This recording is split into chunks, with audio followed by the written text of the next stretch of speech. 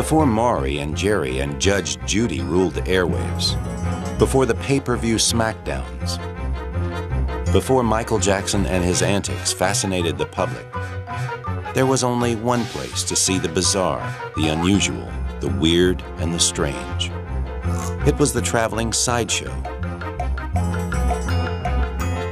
And every year when the circus or carnival came to town, for the small price of admission, you could gawk at a parade of midgets, giants and strong men, fat men and fat women, sword swallowers, fire eaters, alligator men, and tattooed women.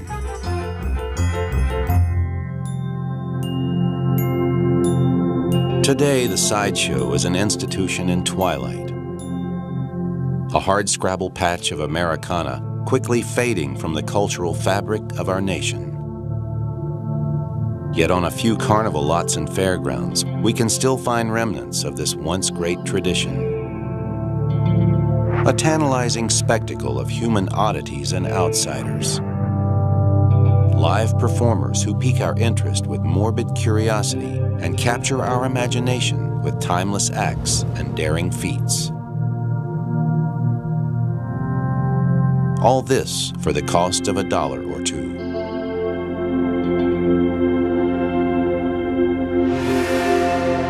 Welcome to the Traveling Sideshow, where you will be shocked and amazed.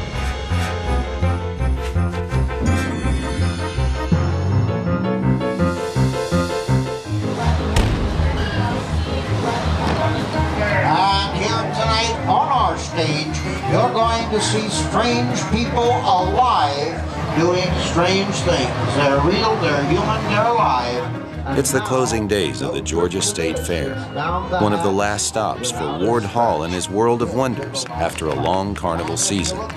Now, in his 55th year on the road, Ward Hall runs the last traveling sideshow with human oddities. It's showtime! The sideshow, as we know it, which started with Barnum, is indigenous to the United States. There were shows, there were human oddities in Europe or in England, but only in America. It's the 10-in-1 show. 10-in-1 is the carnival term for the sideshow, referring to the number of acts performed under one tent. That's a loose term because it could be 13 acts, it could be 7 acts, but it would still be called a 10-in-1 sideshow. You know, there might be people with physical abnormalities, like the fat lady or the world's tallest man or things like that. And then there would be people that would do different stunts like sword swallowing, fire eating, and things like that. The future of tented sideshows, there isn't one. It's over now. And it's really a shame because the intimacy that is integral in being in a show of this sort, you know, a lot of times you're playing for 40 or 50 people and they're right up close, they can see you right up close. You know, there really is a part of Americana that just will never be recreated again. And it's really a shame. I'm really going to miss it. See it as fast as you wish. The World of Wonders captures a bygone era, a time when the public had to leave their homes to find good entertainment. Under the tent, one can still find an assortment of fire eaters, fat men, and shocking acts. In the old days, there were hundreds of shows on a Carnival Midway. And so in my head, I had thought that I was going to kind of come out to something like that. Like I'd be on this working at the carnival, but there would be a lot more shows. And so when I got out here, it wasn't anything like that. And I found that we're the last traveling sideshow this big with live acts in it.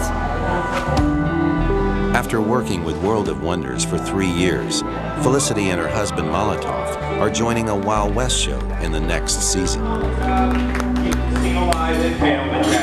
It's a shame that I wasn't born earlier where I would have been able to really cash in on these skills. We're happy to be able to make a living sword swallowing, knife throwing, whip cracking, doing all these things that only Ward Hall will hire you to do that. You really can't make a living break-in point. It would still be a dying industry, and it's sad, but at the same time, it's exciting for me just being on the tail end of the comet because you're traveling every day, you're doing a lot of shows every day. Not a lot has changed in that respect since they were in wagons. There was a time when the carnival or circus or even the state fair came to town that everyone would come out to greet its arrival. It might be the only live entertainment for miles around, and it would electrify a community. There was every manner of show possible, from wild to the exotic to the downright scary. But one thing was certain, there was always a sideshow. There's excitement everywhere. The circus is here. Everyone is headed for the big top to thrill to and cheer the fun makers, daredevils, freaks, and ferocious performing animals. Now, folks, step right this way to the bigger, better, more exciting sideshows. P.T. Barnum is credited as being the father of the sideshow. He perfected the art of showmanship at his American Museum in New York City by putting human oddities on display. The public was fascinated by the likes of General Tom Thumb, Chang and Ang, the original Siamese twins, Jojo the dog-faced boy, and William Henry Jackson became Zip the Pinhead, the original What Is It?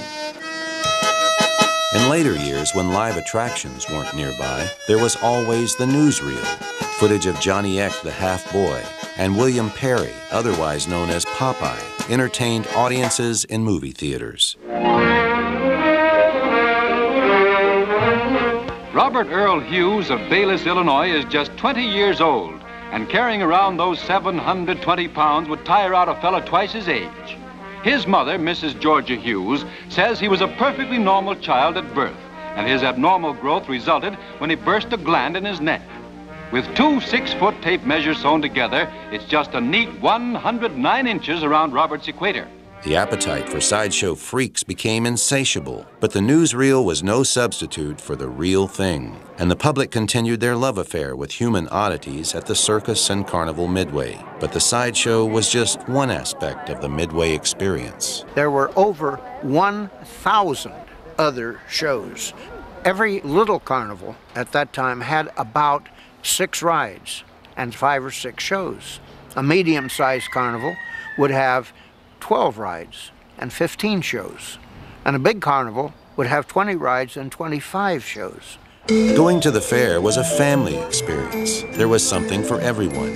Rides for the kids, shows for the adults. No one was left out. It was family entertainment at its best. We were a flavor. You have to have a little this, a little that. So that's what the fair was about. There was a sideshow, there was a fat show, there was a motordrome, there was this, there was that. That made the taste, the flavor of a fair. At one point, there may have been thousands of shows crisscrossing the country each summer. From pygmy villages to Wild West shows, practically any subject was covered. They had the big minstrel show, they had the big girl review, they had another posing show, they had a big monkey show, they had a big torture show, they had a big 10-in-1 side show, they had a big 10-in-1 illusion show, and probably 15 grind shows.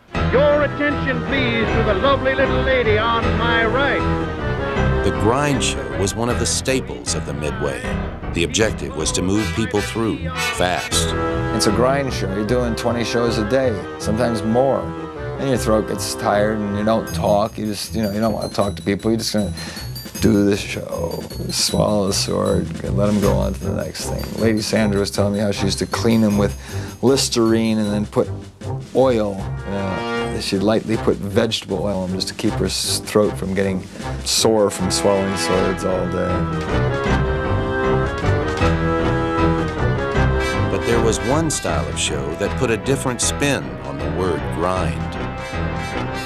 A carnival in the 20s, 30s, 40s even into the 50s, brought into town a certain amount of wonderful wickedness. Behold, behold, behold, the Vestal Virgins. These young ladies are prepared to perform for your edification. They had girl shows.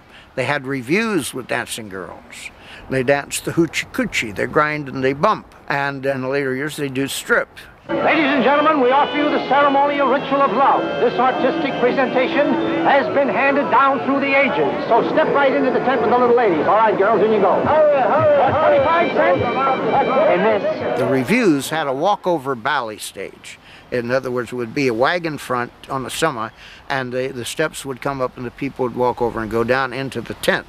And anytime you find a line of people waiting, other people come and get in that line. That's just an automatic thing. But the girl shows, they had a ballet stage that they'd bring the girls out on, but the doorway was always at ground level so that the old farmers could sneak in and out without being seen by their friends. Whether it was a girl show, a freak show, or a grind show, there were certain essential elements that guaranteed success. There's two things you need: good pictorial paintings and a good talker. Freaks, wonders, and curiosities. A panorama of the strange, the weird, the odd, the bizarre, the macabre, and the unusual. While we've got 11 attractions under that tent, I'd like to call your attention to 2 or 3, particularly young Ajax. There he young is. man presenting an act just a little bit different from the average sideshow attraction. The talker or lecturer is very important in a show like this because he's the audience's guide. Every sideshow I've ever seen has had one. Got it kicking in there with a man's face. Born with no beak. It's got 2 lips, a nose, and a pair of ears, and it lives. There are 2 kinds of sideshow attractions, the ones that are sort of medical monsters and the ones that are entertainers or self-made. Now, ladies and gentlemen, that's just a sample of the class of dances these Oriental girls do. Can you imagine what they'll do on the interior of that town? The talkers had a golden tongue and the power of persuasion. But perhaps the thing that hooked us even more was the sideshow banner. So hurry, look 'em over the lady without a head. Canvas banners were larger than life, with depictions of bizarre and unusual acts, creatures beyond belief. Talkers threw out the lines, and banners reeled them in. The human oddity, the sideshow freak, was irresistible. Often the banner was better than the act. Like, you know, you should see the act and then pay admission to see the banner, most of the time. Banners captured our imagination with overhyped embellishments. Often the exhibits were mundane or routine, sometimes slightly bizarre. Often they were merely illusions or hoaxes, which suckered us in with astonishing visual images. Being swindled in the sideshow, if it's done well, it can become part of tradition. Like being hoodwinked sometimes is worth the admission, you know, because it's also fun. It's good fun. I have this one banner that I have, it's a long one. It says, giant bat, big enough to kill a horse. 600 pounds. You have to see it to believe it. It's awesome. Blood-curdling. It'll send chills up and down you. Big bat. Now when they were going in, people were looking, so where's the bat? Where's the bat? I don't see the bat. And what it was is I had this artisan do this for me. I had him carve me a baseball bat. That's it. Ow. And then they go out. But what the hell, they see 15 things for $1. What do they want? There's no honest men among us. They don't exist. We all get cheated. The sights and sounds of banners, talkers, and endless ballyhoo were the essence of the Carnival Midway. Ladies and gentlemen, you're about to behold a sight so strange, so horrifying, so utterly monstrous, that I urge those of you who are easily frightened or upset to forego witnessing this exhibit. I wanted to have real superheroes in my life. And my father, he understood my passion that I knew there was real superheroes. I knew there was real magic, and I didn't want to let that slip away. And he knew it too.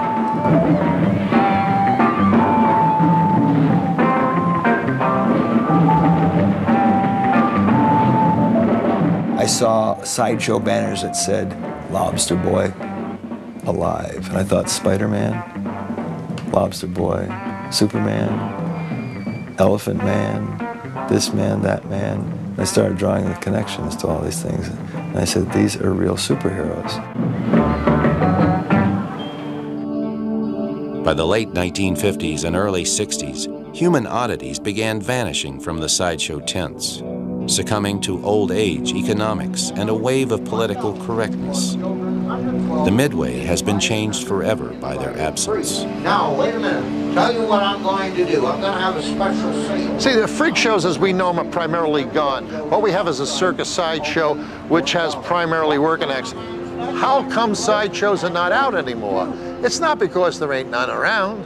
It's not because there isn't people that could run them. Watch Mephisto, the king of fire and flame. What a way to make a living.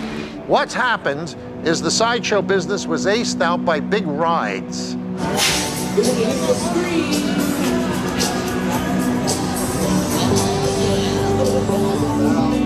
on stage, strange people from strange places doing strange things. As rides began to dominate the carnival scene, fair owners realized they created larger profits, and the sideshows gradually disappeared. Sadly, several generations have now missed out on the sideshow experience and the wonders of it all. Good evening, sir. Thank you, ma'am. But in a few places scattered throughout the country, we can still find traces of this great American tradition. Live performers who put it all on the line with eye-popping acts and museums that now pay tribute to ghosts of a bygone era.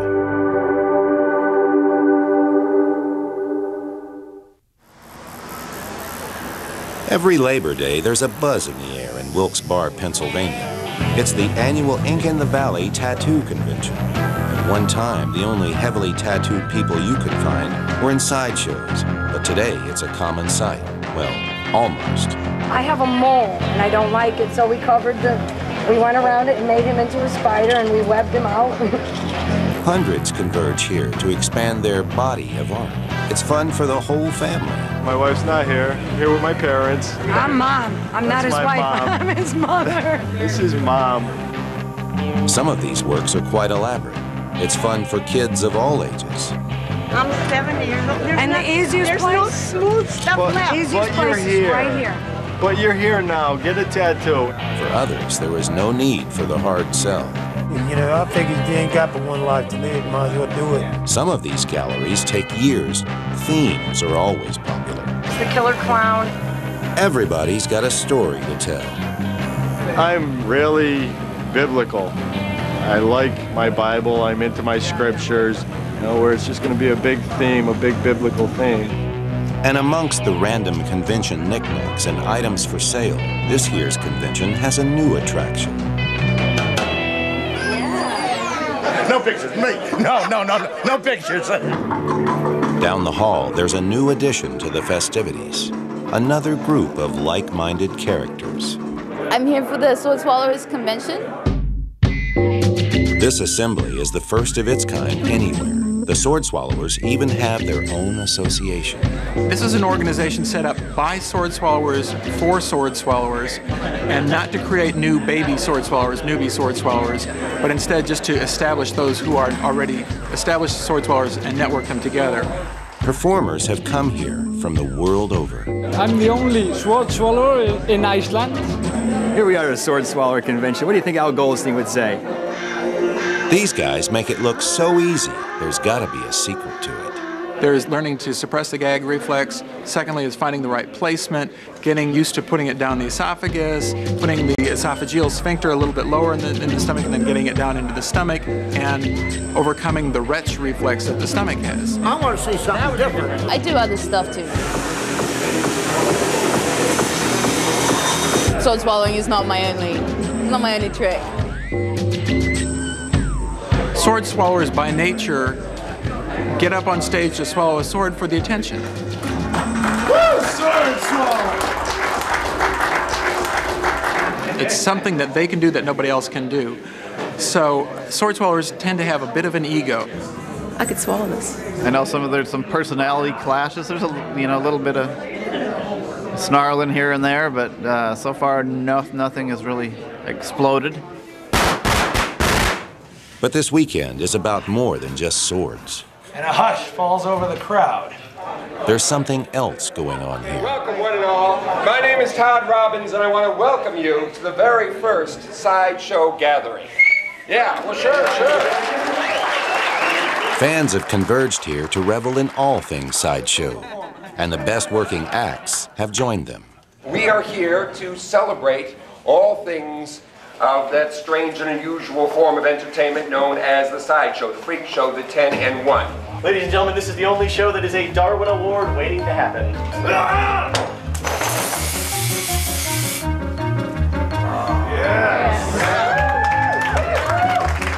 People say sword swallowers, the sword goes into the handle. Here. How about I swallow the handle? No sharp object or household tool is safe when it's around these guys. Oh, yeah. Is that brains on there? No, it's not. Want a lick? Balloon animals won't do for this crowd. This is one place where the label Carney is a badge of honor. The Sideshow Gathering features one shocking act after the next, all real, all dangerous. Here, here. Ladies and gentlemen, we continue now with our next performer. Look. Some of these acts are not for the faint of heart or the squeamish. Take it. There. Is that simple enough? I do an act which would be called a fakir act or a torture act.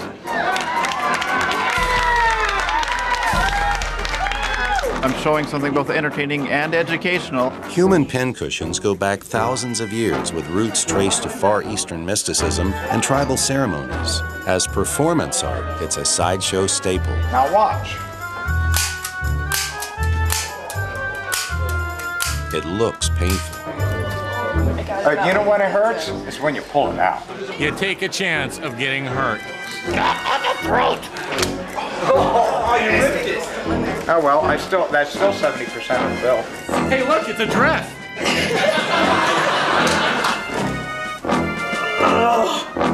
That ain't right. Okay, this is the dangerous part.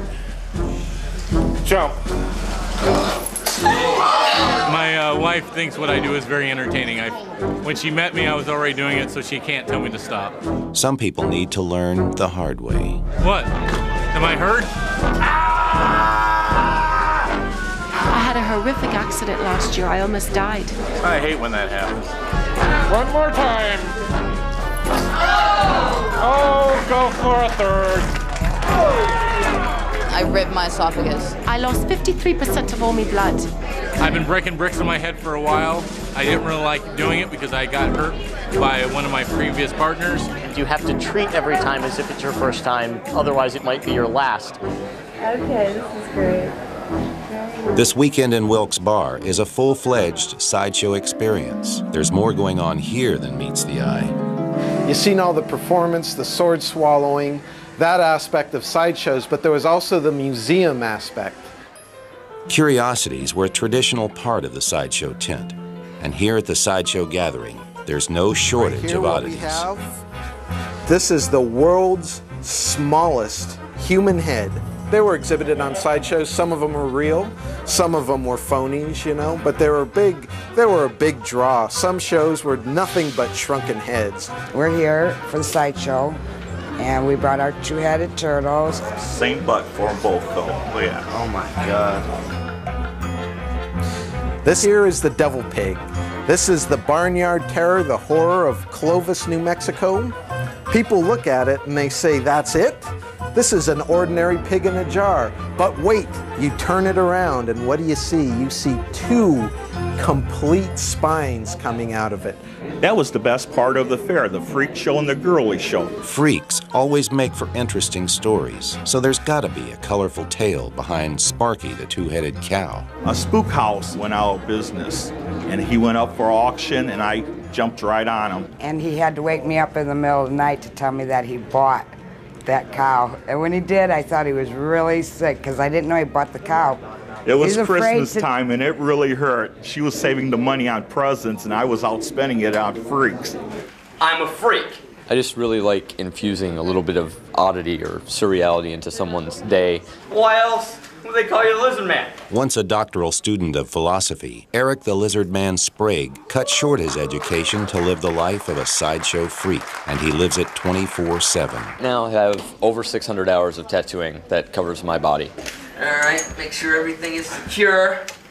If you guys count me to 3 on 3, I will do everything I can to get this off the ground. Ready? I have my subdermal implants. It's Teflon mounted in subdermal tissue over my eyes, give me my horned ridges.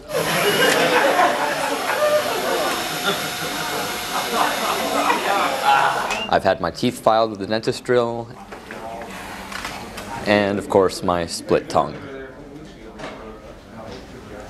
Extreme isn't a description, it's a way of life for the lizard man. 1, 2,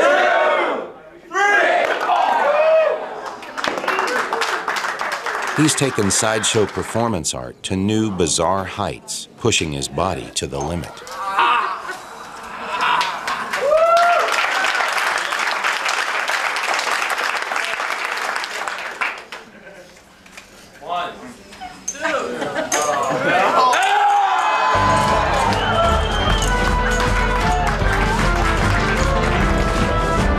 All these acts of the extreme are a prelude to the weekend's one grand event. The Big Swallow.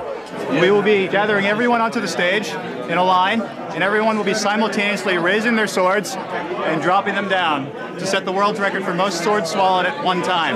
1, 2, 3, 4, 5, 6, 7, 8, 9, 10, 11, 12, 13. To set the world record, final preparations are made. 19. 19. 19. Strategies discussed and rules declared. More than 8 inches. More than 8 inches. And what record-shattering ceremony would be complete without a guy in a suit? I am going to watch how many people swallow swords and how many are swallowed. Al DeMario, certified public accountant. With 19 assembled on stage, the attempt is made. 3, 2, 1, swallow! And hold it down as long as you can.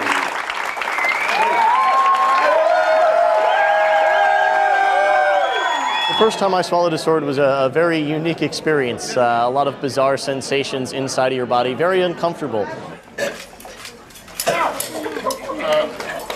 You feel like you're going to vomit, make a lot of really horrid noises.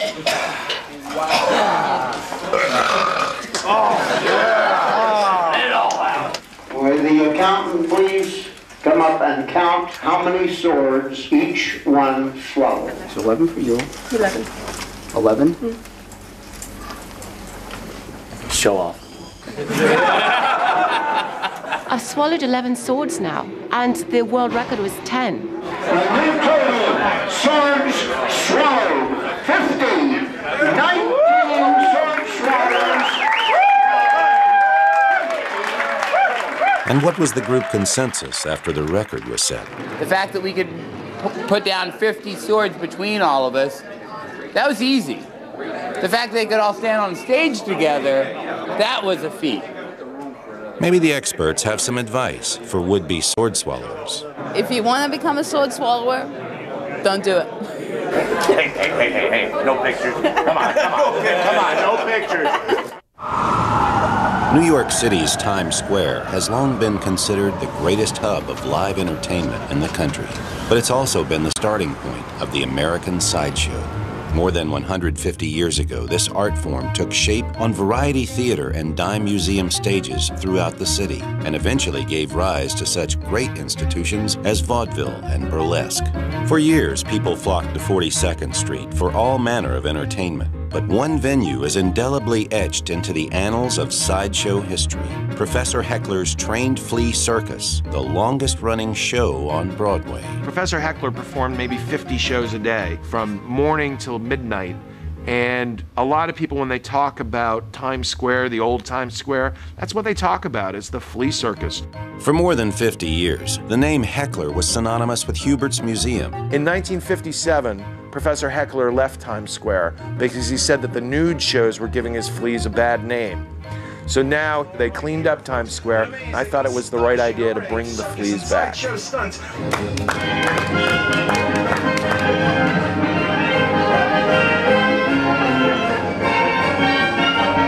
Adam Gertzikoff is a Barnum-trained clown who has resurrected the once fabled Flea Circus nearly 50 years after its Times Square departure. Oh dear, I left the door open. Based out of Rhode Island, Gertzikoff takes his Acme miniature circus around the country. Well, basically, it's a Victorian-style flea circus, genuine, actual fleas, in which I train the insects to perform spectacular circus stunts, as seen before and on top of the crowned heads of Europe.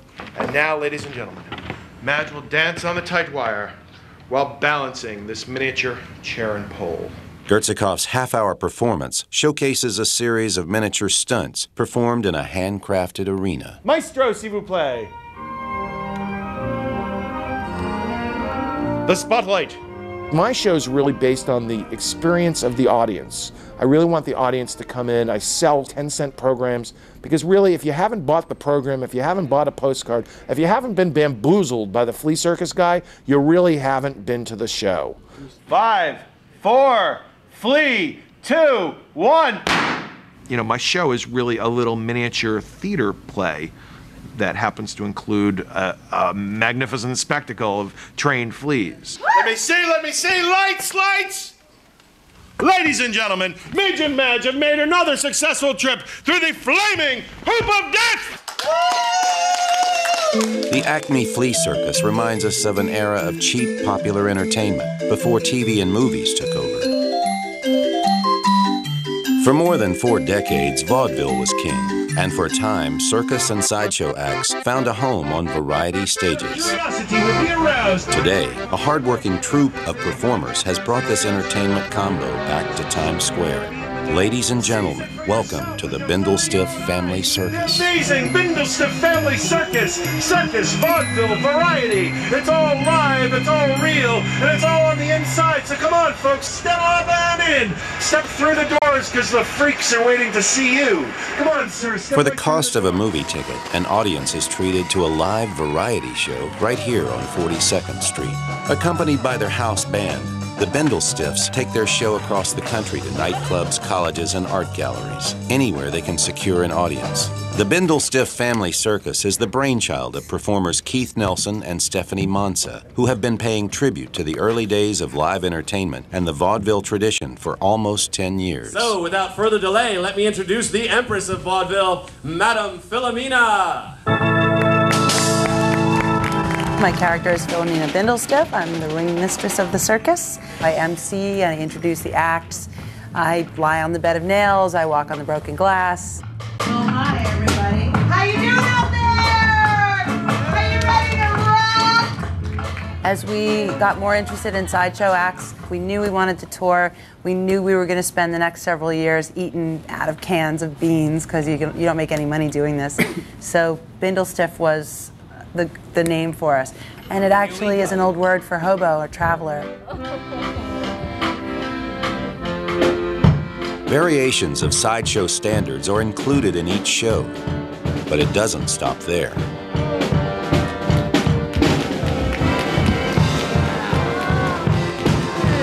I cover quite a bit of ground, going from being a tramp clown to doing sideshows. You'll see me spin a rope, you'll see me spin a rope with my tongue.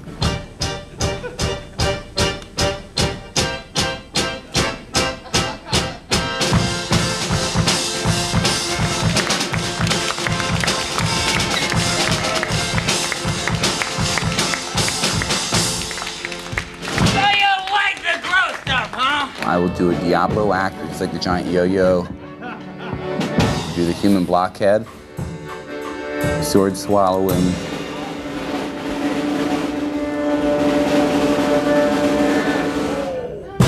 I always like sword swallowing because it was the grossest to learn and took the longest. It was to some degree. I mean, 5-ball juggling's taking probably just as long, if not a little bit longer. He would practice every morning. I'd hear him in the living room with a wooden spoon down his throat. It was just awful. Before breakfast, of course. The body does not want 24 inches of solid steel going down the throat. I mean, it really, in the beginning, does everything it possibly can to keep you from wanting to do that. And, you know, for a couple years, the body said, "What the hell are you doing?" Was enough for you. In true vaudeville tradition, the double entendre is a standard of the act. By the looks of it, a few of you out there probably tried swallowing, I don't know, 6 to 8 inches. But I you have ever considered the idea of 24 inches? Oh my God! 24 inches of solid steel! But you'll be going all the way down my throat, past the heart, the liver, the lungs, the kidneys, and well, tickling the bottom of my stomach. Although based out of New York City, the Bendel Stiffs still take the show on the road. The troupe has expanded beyond its early days as a duo. Now it includes several regulars as well as members who sign up for short stints. Over the past several years, one frequent performer has been Magic Brian, who brings his animal-friendly geek act to the troupe. Tonight, Magic Brian will be doing the famous geek act in which he will be geeking a chicken. Ladies and gentlemen, this is a real rubber chicken! So I warn you now! For those out in TV land, that means biting the head off of a chicken for your perverse pleasure, which is actually an act that is classic in sideshow tradition, but has been banned in most states in the United States. And rightfully so. It's bloody awful. Bloody, bloody, bloody.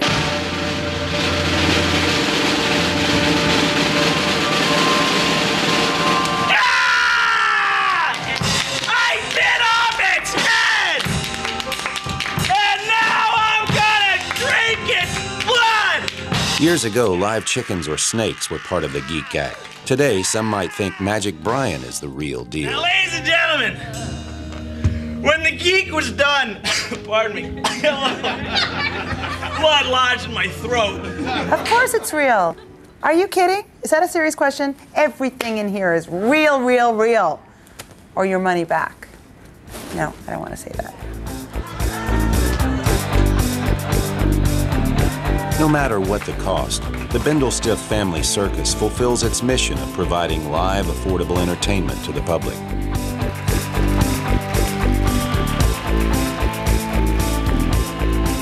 The Bendel Stiffs recently lost their residency in Times Square, another victim of corporate progress. But in hobo tradition, they continue to bring their circus on the road, and they may be coming to a town near you soon.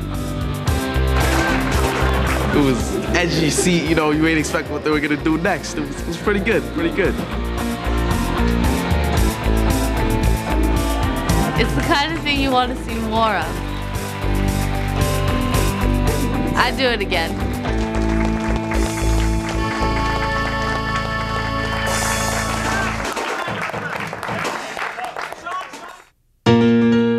In 1841, P.T. Barnum's American Museum was the showcase for the weird and the bizarre, and it included the mysterious Fiji Mermaid. What? You've never heard of the Fiji Mermaid? Fiji Mermaids. Barnum commissioned these banners to be presented around town of these beautiful women with fishtails and, you know, calling people to come and see the Fiji Mermaids. And when they got there, it was a fishtail with the monkey sewed on and human hair and glass eyes. And it's wonderful. Joe Coleman should know. He owns one. But if you want to see one for yourself, just head to New York City. Mermaids are just one of the many oddities found in Johnny Fox's remarkable collection of the strange and bizarre. Welcome to New York City, New Amsterdam, home of the Freakatorium. Come on, I'm going to show you around. New York's Lower East Side is home to Johnny Fox's Freakatorium. The storefront museum is a treasure trove of some of the earliest sideshow memorabilia. Well, the Freakatorium pays tribute to the Bowery dime museums of the 1880s, the Victorian age. Many of these performers that you see pictured here were photographed on the Bowery. It's where Jojo, the dog-faced boy, was exhibiting himself. This is where all these other characters, magicians, got their starts in dime museums. A look inside the Freakatorium is like stepping back in time. The Freakatorium is presented in a Victorian style, packed with narwhal tusks from Admiral Perry, and the taxidermy is Victorian taxidermy.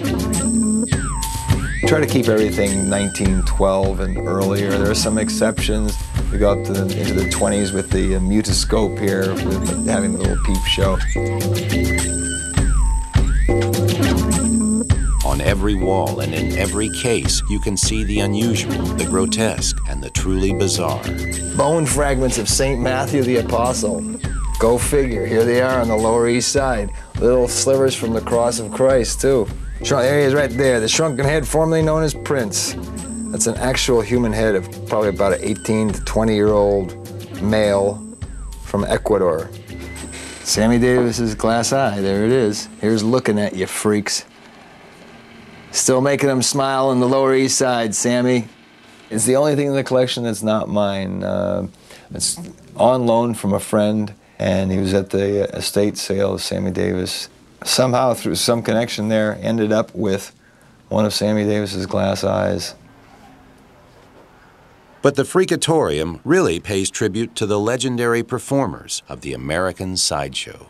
There's a list of great sideshow greats that I always wanted to give them a prominent place in the Freakatorium.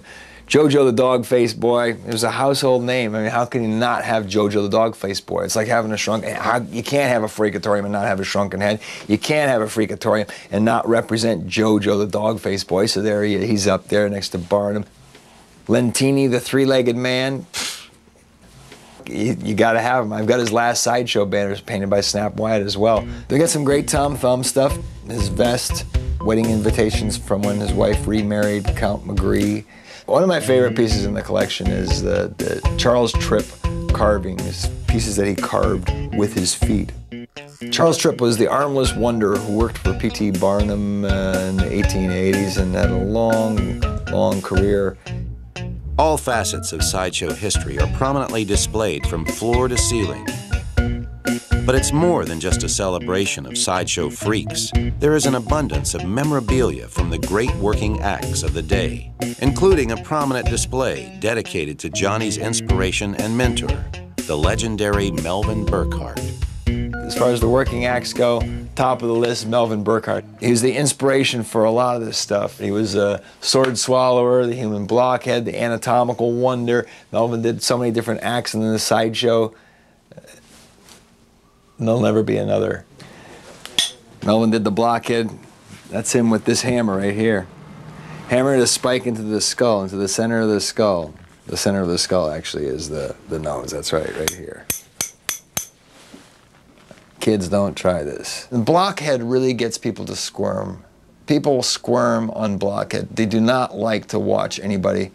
Women do not like to watch someone pound a spike in the nose. This isn't like putting beans in your nose. It's like putting spikes in your nose. Ah! Take me home to meet your dad, little girl. To get people to watch something that they don't want to see is a challenge for me.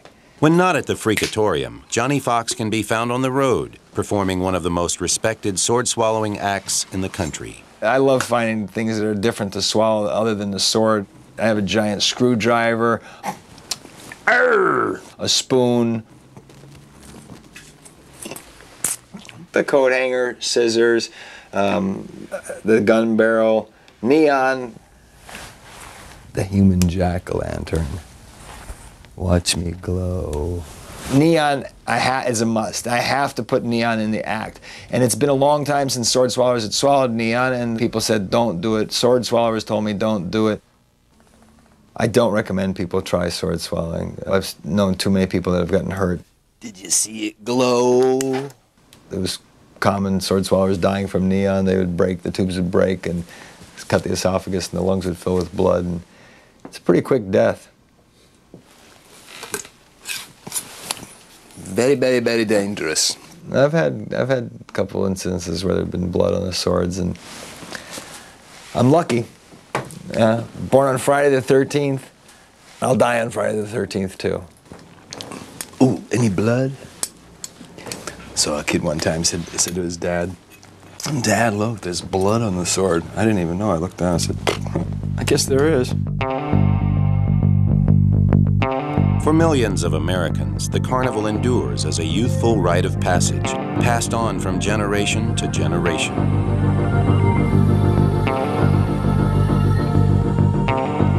Its lure is as strong as ever. But the mystique of the tented sideshows has virtually disappeared from the Carnival Midway. Someday all you're gonna have out there is noisy rides, fun houses that are not so funny, and some guy hustling you for a teddy bear. No more sideshows, none of the real. When we see those waving banners, there's an irresistible urge to peek inside in hopes of seeing someone put it all on the line. In the last quarter century, only a handful of showmen have traveled the country, keeping this beloved slice of Americana on life support. Ward Hall and Bobby Reynolds are among those few. The only reason that I succeeded and have lasted so long is because I outlived all my competitors. I survived and succeeded through the law of osmosis. Last show, let's go. Hurry up, it's a continuous show. We're probably the last two left. But Ward is the king of sideshows. I'm the queen of sideshows. Pat Alice from Dallas. She's so big and so fat, takes 4 men to hug her in the box. Their royal pedigrees may be in dispute, but their legendary reputation goes unchallenged. They are brilliant at what they do. They're the last of a breed. They can talk a mile a minute and sell ice to an Eskimo. All you have to take the lady's head off and make it float in the air are 2 things. First, that's 50 years of understanding of human nature and that ability to smooth talk them out of their money. Stick at number 37. You got it.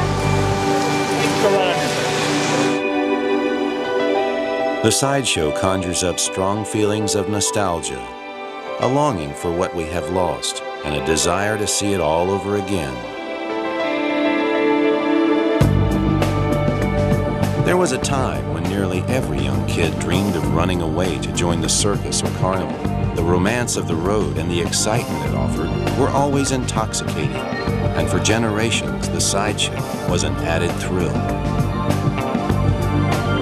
When I was little, my mother would take me to the circus, and she would not tell me she was taking me to the circus. And when I grew up, I said, how come you never told me when we were going to the circus? And I would like really get nuts because you never told me you were taking me to the doctor either. And she said, well, I had to stop telling you I was taking you to the circus because you get so excited you lose your lunch. For an adventurous few, the draw of the road was too hard to resist. It's very romantic. I think that's one reason why I came out here, because I had this romantic idea about traveling with a circus or a carnival and putting on shows. So when I got out here, I was very excited. I mean, everything was so big. The rides were all out here. It was like a big adult playground in a way. For those living the carnival life, romanticism and nostalgia soon give way to a cold reality. Life on the road isn't always as glamorous as it seems, and it rarely leads to a pot of gold. Living on a carnival lot broke every illusion I had about the beauty of the sideshow. It's a hard life, and it's not about, I don't think it's about preserving a tradition, it's about survival. You know, I gotta tell you, when you reach my age and you find yourself eating light bulbs for a living, you've made some bad career moves along the way. For those performers still working the carnival lots and sideshow tents, it's not about the money. The reward they seek is simple. You know you've got somebody when you've seen them rubber. That's my reward when I see people just like. And then of course the highest compliment we can get is people will generally faint on a hot day. So when we decided to call that one a falling ovation. These may be the final days of the traveling sideshow, but there is a new wave of performers and working acts who refuse to let grand traditions die. They're still out there, working in nightclubs, art spaces, and festivals, performing feats and acts that will shock and amaze. So come on, folks, step up and in. Step through the doors, because the freaks are waiting to see you.